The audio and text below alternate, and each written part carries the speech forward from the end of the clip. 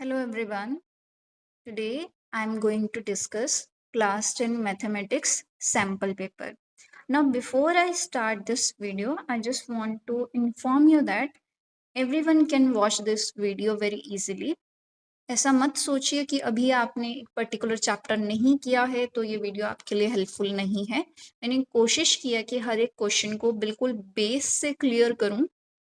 अगर आपका कोई चैप्टर अभी हुआ नहीं है या फिर आपको कोई कॉन्सेप्ट क्लियर नहीं है, still you can watch this video. Now without wasting further time let's start our video. Section A से मैं स्टार्ट कर रही हूँ। एमसीक्यू बेस्ड होते हैं, 1 मार्क के क्वेश्चन होते हैं। मेरे पास क्वेश्चन है, what is the common difference of an AP in which A18 minus A14 is equal to 32। Given note down कर लिया। एपी मतलब रिथमेटिक प्रोग्रेशन।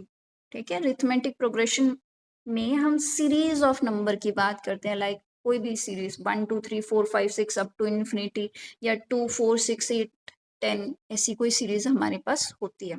इसके अंदर ए एन यानी कि nth टर्म को कैलकुलेट करने का एक फॉर्मूला होता है, वो है a plus n minus one into D.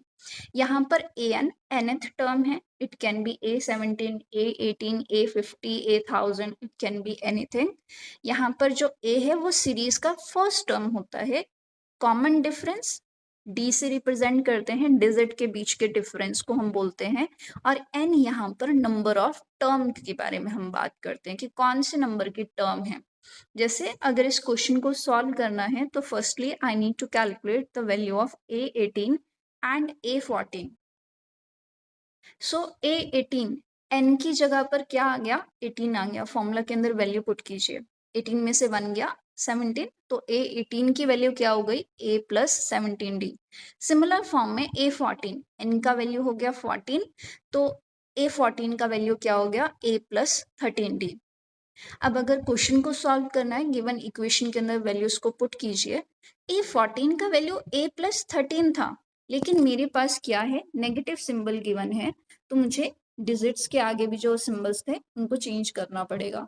अब next plus A and minus A will get cancel from one another. 17 में से 13 को सब्ट्रैक्ट करेंगे, मेरे पास आ जाएगा 4D इक्वलेंट टू 32। D की वैल्यू क्या आ जाएगी मेरे पास, 32 divided by 4 which is 8।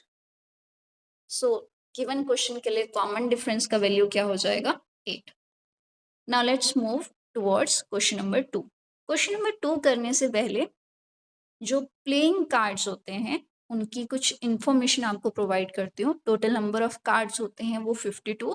ये 52 कार्ड्स फर्दर 4 कैटेगरी में डिवाइड होते हैं, clubs, diamond, heart and speed. इसमें जो क्लब और जो स्पेड हैं वो ब्लैक कलर के कार्ड्स होते हैं, डायमंड और हार्ट रेड कलर के कार्ड होते हैं। हर एक जो कैटेगरी है उसके अंदर फर्दर 13 कार्ड्स प्रेजेंट होते हैं। इन 13 में भी मेरे पास फेस कार्ड होते हैं, जैक, क्वीन एंड किंग। इसके अलावा हर एक के अंदर एस प्रेजेंट होता है। ठीक है, आई होप इतनी इंफॉर्मेशन सफिशिएंट है गिवन क्वेश्चन को सॉल्व करने के लिए। Let's move towards our question number 2। Question number 2 है, a card is drawn from a deck of 52 cards. आपके पास टोटल 52 कार्ड थे, आपने उसमें से एक कार्ड को बाहर निकाला। द इवेंट ई, इवेंट का मतलब होता है काम, कौन सा कार्ड बाहर निकाला है आपने। ठीक है, event E is that card is not an ace of heart. बोल रहा है कि वो आपने जितने भी कार्ड निकाले हो वो एस ऑफ हार्ट नहीं है। आपको बताने हैं number of outcome favourable to E, मतलब ऐसा आप कितनी बार कर सकते हैं। सबसे पहले तो क्वेश्चन को कैलकुलेट कैसे करें। देखो इन्होंने बोला है ऐसा कितनी बार होगा जब मेरे पास not an ace of heart वाला कार्ड आएगा। तो सीधी सी बात है, टोटल नंबर ऑफ कार्ड में से क्या कीजिए, जो एस ऑफ हार्ट की क्वांटिटी है उसको माइनस कर दो। अभी डायग्राम में देखा था हमने 4 कैटेगरी, हर एक कैटेगरी में सिर्फ और सिर्फ एक एक एस प्रेजेंट है।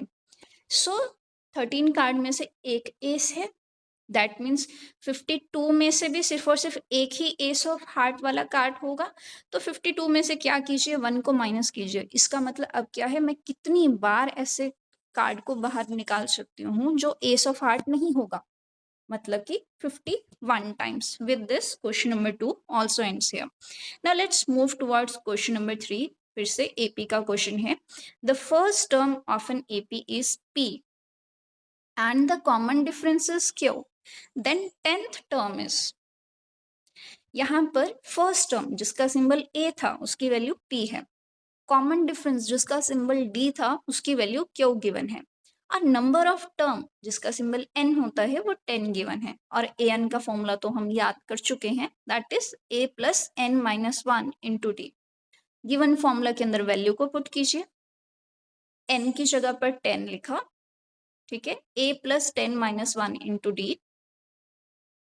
Next A10 is equal to, A की जगह पर P लिखा, 10 में से 1 गया 9 आ गया, D की जगह पर Q लिखा, तो A10 यानी कि 10th टर्म का वैल्यू क्या है, P plus 9Q। So with this question number 3 also ends here. So that's it for this video. Thank you very much.